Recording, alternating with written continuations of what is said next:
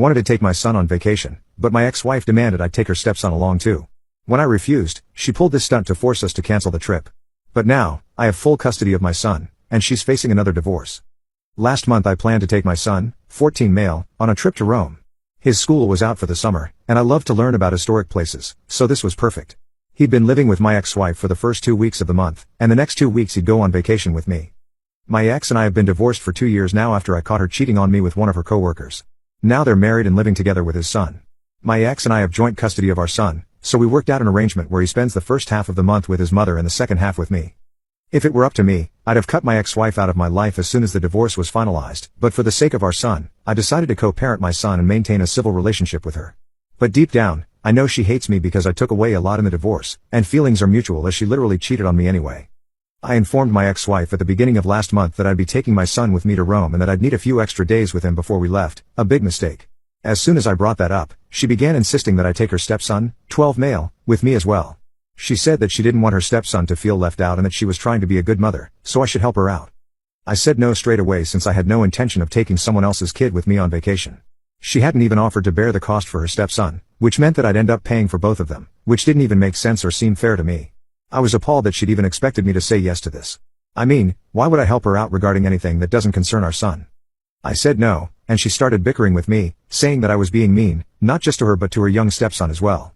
I told her to simply not inform her stepson about where his stepbrother was going, and he wouldn't feel left out, but she said that she didn't like lying to her family, which I thought was really ironic since that's all she did when she was with me. But whatever. This argument continued for the next weeks leading up to the day of our flight, and she kept trying to convince me to take her stepson with me on vacation as well, in spite of me having said no several times.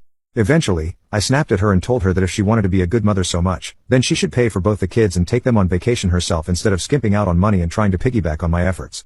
That seemed to shut her up for a while, but on the downside, she refused to let my son come over before the day we were supposed to leave, saying that it would borrow against her time, and she didn't want that. It was frustrating, and I requested her to not do that multiple times, but she wouldn't listen, so I had no option but to wait it out. Our flight was to take off at noon, and so at around 9 in the morning, my son was supposed to arrive at my place. He came right on schedule, and I was a little surprised to see that he'd taken the bus by himself, and his mother hadn't come to drop him off like she usually does. I decided that it must have been because of our last fight and didn't think much of it and started to leave for the airport. However, on the way, my son broke out in angry red rashes all over his body and face, and soon enough his face started swelling up rapidly, and he complained of his throat itching as well. I knew this was an allergic reaction and instantly headed to the hospital instead since my son told me that he couldn't find his EpiPen in his backpack. After we got to the ER and he was taken care of by the nurses and doctors, I finally took a sigh of relief since by the time it had taken for me to reach the hospital, his condition had worsened considerably, and I was terrified that I would lose my son. Then I was really confused and alarmed by this sudden turn of events since we'd only had cereal for breakfast before leaving, and the only thing my son was so severely allergic to were peanuts, and I'm very sure that there were no traces of that in the cereal that I had. The doctors also confirmed that this was a severe allergic reaction, and so I decided to go through my son's belongings. I was pretty sure that he'd been drinking something in the car, but I kept my eyes on the road so I didn't pay much mind to it, and moreover, I knew that whatever he consumed would never have peanuts in it because his mother and I were both well aware of how dangerous it was for him. I decided to look and found a travel mug filled to the brim with a milkshake that reeked of peanut butter when I opened it up. My son couldn't have smelled it or recognized it since we'd been very careful to keep him away from peanuts ever since he was a kid, and even his friends at school knew not to give him anything that had even the slightest trace of peanuts in it. I was shocked, as I was 100% sure that that milkshake had been prepared by my ex-wife.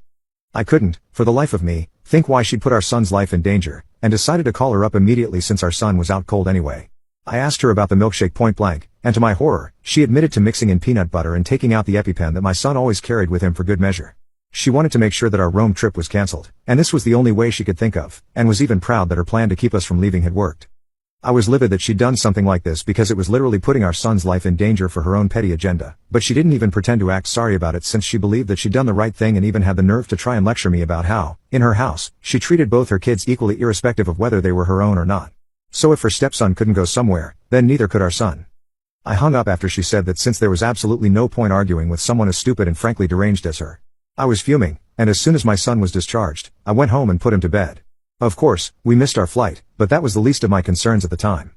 As soon as my son was asleep, I called my lawyer up and decided to file for full custody of my son after filling him in on whatever had happened that day. The very next day, we'd filed for full custody, and as soon as my ex-wife was served, she called me up furious with what I'd done. She was so delusional that she thought I was angry about the vacation and not the fact that she literally tried to poison my son just to prove a point. We got into a massive argument on the call, and she ended up calling me selfish and cruel for trying to portray her as a bad mother when she was only trying to be fair to her children. I told her that I didn't care what she was trying to do and the only thing that mattered to me was my son's well-being, which she had absolutely no regard for. She even tried to explain to me that there was no need for me to be so weird about it since nothing had actually happened, and it just proved my point about how she was an idiot and couldn't be trusted with our son's life anymore. And within 2 weeks, the case was wrapped up since it was very evident that she'd been the one to put my son's life in danger and didn't even regret it. My son himself also wasn't too keen to go back to his mother earlier, and that was the end of our joint custody arrangement. Since then, my son has been living with me and seems to be a lot happier. My ex-wife also had to foot the bill for the medical expenses and the trip that we canceled, so all turned out well for us. However, yesterday, I heard from a common friend of mine that my ex's husband had filed for divorce after he got to know about what my wife had tried to do to my son. He called her a criminal in the making and moved out that very night, and she was so devastated that she emptied 3 bottles of wine, which landed her in the hospital. She's recovering but still is in a very delicate condition. This friend of mine had been to visit her in the hospital and told me that she'd been crying nonstop, and that really messed with my head. I haven't been able to stop thinking about it since, and I've been feeling immensely guilty for how things turned out. I keep thinking that none of this would have happened if I'd just agreed to take her stepson with me in the first place, but I'd wanted to be petty and had continued to argue with her, and now her marriage is over, and she's lost custody of her son. On top of that, she even drank her way to the hospital, and I just keep blaming myself for this. Ida, for not taking my stepson on vacation with me?